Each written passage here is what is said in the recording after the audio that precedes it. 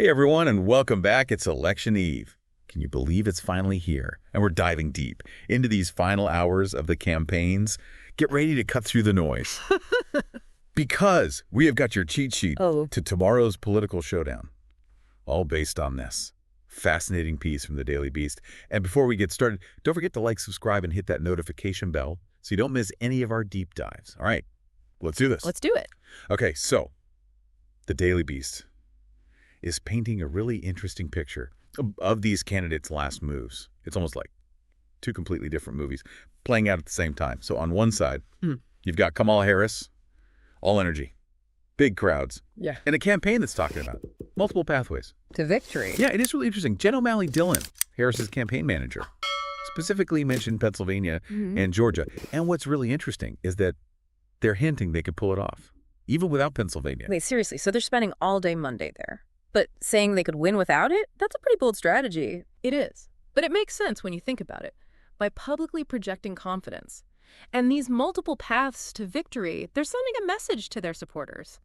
And maybe even making the other side a little nervous. But, you know, they're not taking any chances either. Pennsylvania is a big deal, with a lot of electoral votes. So they're going all in. It's like they're hedging their bets. So project strength, but don't put all your eggs in one basket. Yeah. I got it. Okay. But on the flip side, we've got Trump, and let's just say the visuals aren't as, well, packed. Remember those huge rallies he was known for? Right, the ones that seem to go on forever. Exactly. Well, according to the Daily Beast, those crowds are looking a little thin these days. Some rallies even have empty seats, which is pretty surprising for a guy who built his whole image on those massive gatherings.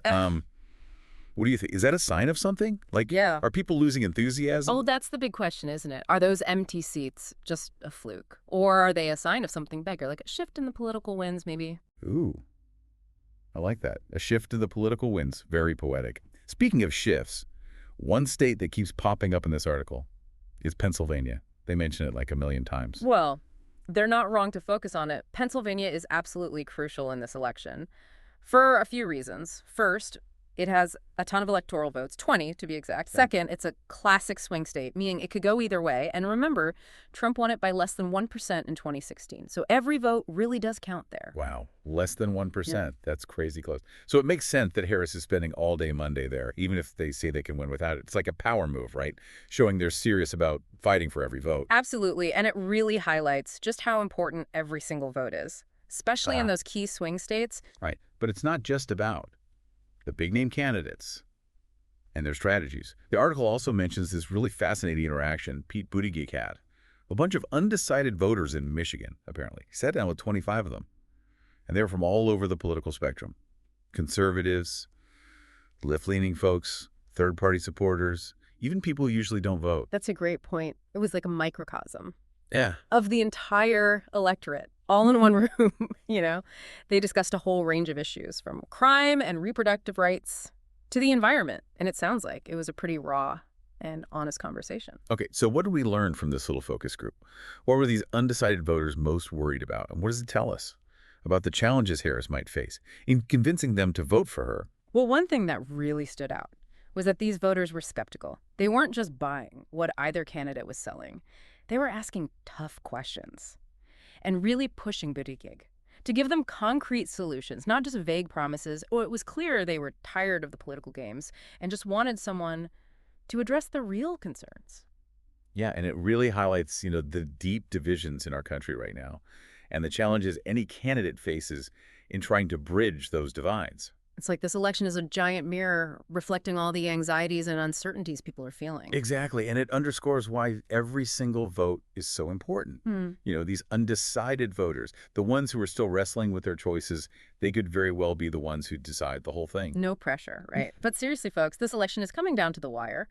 You've got two very different candidates, two very different visions for the future, and a nation that's holding its breath to see what happens next. It really is a historic moment, and as we head into Election Day, it's almost impossible to predict what will happen.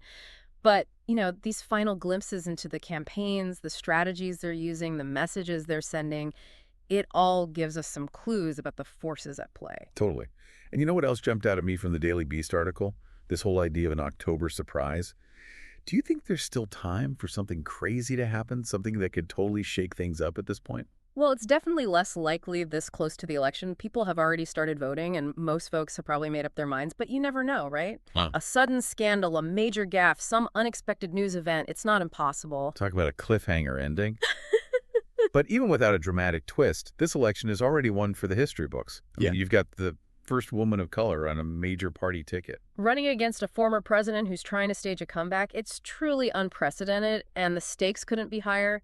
The outcome of this election will have a ripple effect for years to come. No pressure or anything. Okay, so for our listeners who are feeling a little overwhelmed by all the noise and the back and forth, what are the key things they should keep in mind as they head to the polls tomorrow? What really matters? First and foremost, remember that your vote matters. I know it sounds cliche, but it's true, especially in an election this close. Every single vote has the power to make a difference. So don't let anyone tell you otherwise. Your vote, it counts. Yes. Get out there and make your voice heard. Exactly. And secondly, take some time to really understand the candidates and where they stand on the issues that matter most to you. There's a lot of information out there, so be sure to fact check, do your research, and make sure you're getting your news from reliable sources. And don't just rely on social media. Read some articles, watch the debates, talk to people you trust. It's all about being an informed and engaged citizen. Absolutely. And finally, remember that democracy is a process, not just a single event. Regardless of who wins tomorrow, our work as citizens doesn't end on Election Day. We need to stay engaged, hold our elected officials accountable, and keep fighting for the things we believe in. Boom. Mic drop moment right there. Okay, before we wrap up this epic pre-election deep dive, I have one final question for you. What do you think will be the deciding factor tomorrow? What's going to tip the scales? That's a tough one.